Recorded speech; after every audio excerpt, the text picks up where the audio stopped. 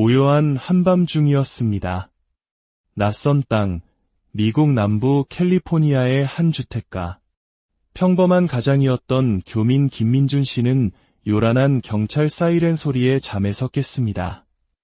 아들이 친구들과 어울리다 조금 늦게 귀가했는데 이웃이 소음 신고를 한 것이었습니다. 단순한 해프닝으로 끝날 줄 알았던 그 순간 경찰의 눈에 맥주캔이 들어왔습니다. 상황은 순식간에 돌변했습니다. 미성년자 음주 방조 혐의. 김민준 씨의 손목에 차가운 수갑이 채워졌습니다. 눈앞이 캄캄해졌습니다.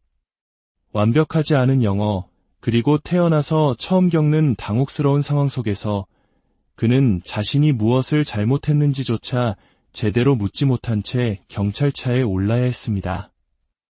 아마 많은 분들이 이렇게 생각할 겁니다. 나는 법 없이도 살 사람인데 체포될 일이 있겠어. 하지만 우리가 발딛고 사는 이 사회의 현실은 종종 우리의 예상을 비껴갑니다. 가벼운 교통사고, 이웃과의 사소한 다툼, 자녀 문제, 혹은 정말 사소한 오해 하나가 한 사람의 인생을 송두리째 흔드는 체포라는 무서운 결과로 이어지곤 합니다.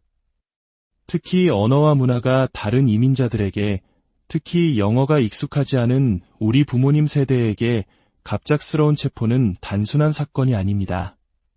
그것은 영주권, 시민권, 나아가 수십 년간 쌓아온 삶의 터전 전체를 위협하는 거대한 공포입니다.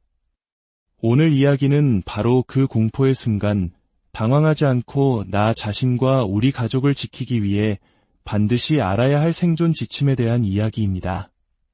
단순한 법률 해설이 아니라 실제 사례를 통해 배우는 지혜이자 이 땅에서 살아남기 위한 우리 모두의 이야기입니다.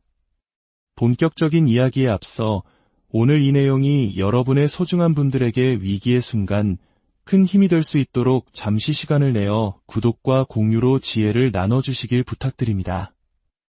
여러분의 작은 관심이 누군가의 인생을 지키는 방패가 될 수 있습니다.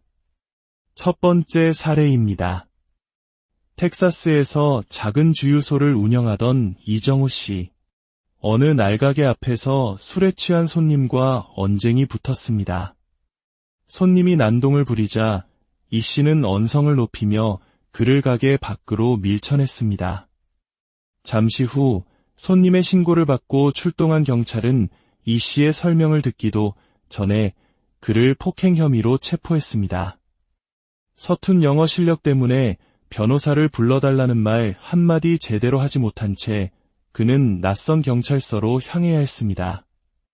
며칠 뒤 무혐의로 풀려났지만 그에게는 며칠간의 영업 손실보다 범죄자로 체포됐던 사람이라는 동네의 낙인이 더 큰 상처로 남았습니다. 그는 억울하게 말했습니다. 저는 그저 제 가게를 지키려 했을 뿐입니다.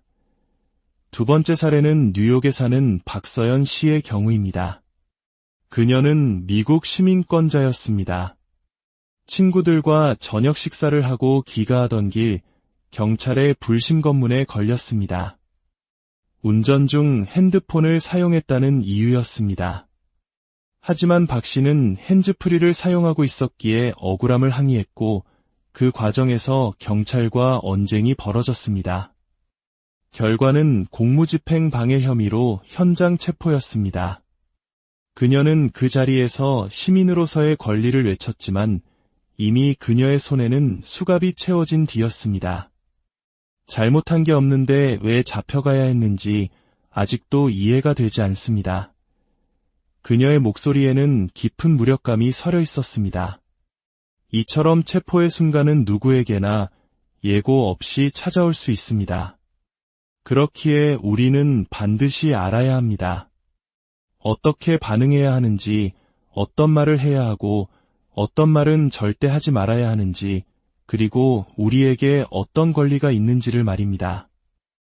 지금부터 당신과 당신의 가족을 지킬 가장 중요한 원칙들을 하나씩 짚어보겠습니다.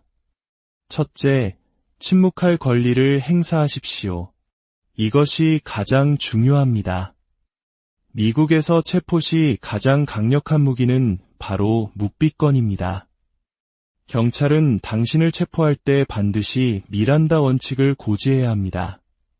당신은 묵비권을 행사할 권리가 있으며 당신이 하는 모든 말은 법정에서 불리하게 사용될 수 있습니다. 당신은 변호사를 선임할 권리가 있습니다. 이 말을 듣는 순간부터 당신은 그 어떤 말도 하지 않는 것이 가장 안전합니다. 우리의 정문화에서는 먼저 사과하고 오해를 풀려는 마음이 앞설 수 있습니다. 하지만 미국 법체계에서 섣부른 설명이나 사과는 곧 혐의를 인정하는 것으로 오해받을 수 있습니다. 당황해서 내뱉은 한두 마디가 기록되고 나중에 법정에서 당신의 발목을 잡는 족쇄가 될 수 있다는 사실을 명심해야 합니다. 무죄를 입증하려는 조급한 마음이 오히려 상황을 악화시키는 것입니다. 둘째, 반드시 변호사를 요청하십시오. 당신이 시민권자이든 영주권자이든 심지어 불법 체류자 신분이라 할지라도 미국 땅에서 체포된 모든 사람은 변호사를 요청할 권리가 있습니다. 경찰은 그 요구를 절대 무시할 수 없습니다. 만약 당신이 변호사를 불러주십시오라고 명확하게 말했음에도 불구하고 조사를 강행한다면 그 이후의 모든 진술은 법적으로 무효가 될 수 있습니다. 경찰서에서는 오직 한마디만 반복하십시오. 변호사와 함께 이야기하겠습니다. 셋째, 어떤 문서에도 섣불리 서명하지 마십시오. 경찰서나 이민국에서는 여러 문서에 서명을 요구할 수 있습니다. 단순한 절차 서류일 수도 있지만 당신의 권리를 포기하거나 혐의를 인정하는 내용이 담겨 있을 수 있습니다. 특히 영어가 익숙하지 않은 상황에서는 더욱 그렇습니다. 내용을 완벽하게 이해하기 전까지, 그리고 당신의 변호사와 상의하기 전까지는 그 어떤 문서에도 절대 서명해서는 안 됩니다. 그리고 당신이 서명할 모든 문서의 사본을 반드시 요청하여 보관해야 합니다. 넷째, 신분은 밝히되 불필요한 정보는 말하지 마십시오. 경찰은 당신의 이름, 생년월일, 주소 등 기본적인 정보를 물을 수 있습니다. 그러나 당신이 언제 미국에 입국했는지, 영주권은 어떻게 받았는지와 같은 이민 관련 정보에 대해서는 대답할 의무가 없습니다. 이러한 질문들은 당신의 이민법 위반 여부를 확인하기 위한 덫일 수 있습니다. 이 또한 변호사 없이는 절대 대답하지 않는 것이 안전합니다. 다섯째, 시민권자와 영주권자는 대응이 달라야 합니다. 이 부분이 매우 중요합니다. 시민권자는 형사처벌을 받더라도 신분을 잃지는 않습니다. 하지만 영주권자는 다릅니다. 만약 유죄 판결을 받게 되면 특히 마약, 폭력, 사기 등 중범죄에 연루될 경우 추방 재판에 회부될 수 있습니다. 영주권자에게 유죄 판결은 단순히 벌금을 내거나 잠시 구금되는 것에서 끝나지 않습니다.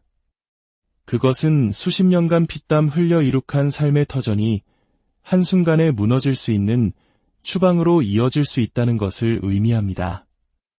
그렇기에 영주권자일수록 더욱더 침묵과 변호사 선임이 절실하게 중요합니다. 여섯째, 체포는 끝이 아니라 시작입니다.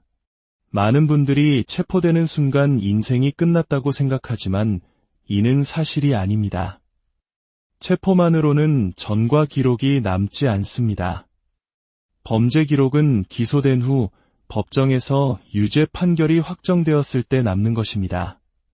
그 전까지 당신은 무죄 추정의 원칙에 따라 보호받는 무고한 시민입니다. 즉, 체포 이후 당신이 어떻게 행동하느냐에 따라 아무 일 없이 풀려날 수도 있고 인생 전체가 흔들릴 수도 있습니다. 마지막으로 꼭 기억해야 할 것이 있습니다. 체포는 수치가 아닙니다. 오히려 예상치 못한 위기 속에서 침착하게 당신의 권리를 지키고 법적 절차에 따라 이성적으로 대응하는 것이야말로 이 사회의 성숙한 구성원임을 증명하는 행동입니다. 이야기의 시작에 등장했던 김민준 씨는 몇 달 후 무혐의로 풀려났습니다. 하지만 그는 그날 밤의 공포를 잊을 수 없다고 말합니다. 그리고 이제는 자녀들에게 이렇게 가르친다고 합니다. 경찰 앞에서는 절대 감정적으로 말하지 마라. 무조건 변호사부터 불러라. 이 땅에서 살아가고 있는 우리 모두는 잠재적인 김민준 씨이자 이정호 씨, 그리고 박서연 씨일 수 있습니다. 이 이야기는 바로 당신과 당신의 가족을 지키기 위한 가장 확실한 보험입니다. 권리를 아는 것이 힘입니다. 언제, 어디서든 기억하십시오. 침착하게, 침묵하고 변호사를 요청하십시오.